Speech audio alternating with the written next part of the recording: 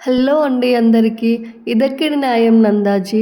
చట్టం అంటే అందరికీ సమానంగా వర్తించాలి కదా. ఒకరికేమో ఉరిశిక్ష, ఇంకొకరికేమో జీవిత ఖైదీ జైలు శిక్ష.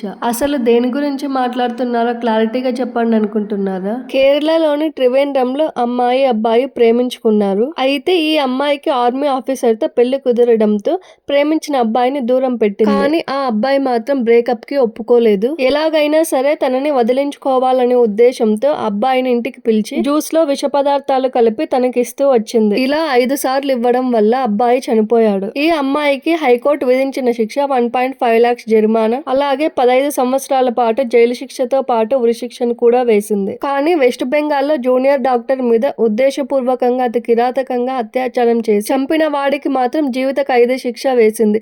వాడు బ్రతికి ఉన్నంత కాలం కమ్మగా తిండి పెట్టి పోషిస్తారు. ఇంకేం నొప్పి తెలుస్తుంది వాడికి. ఈ కేసులో చాలా మంది ఇన్వాల్వ్ అయ్యారు, కానీ పట్టుకుంది మాత్రం ఒకరిని అని వాళ్ళమ్మ చెప్తున్నారు. శిక్షలు వేసిన హైకోర్టు వేరువేరు ప్రాంతాల్లో ఉన్న న్యాయం మాత్రం అందరికీ సమానంగా జరగాలి కదా. దీనికి మీరేమంటారు?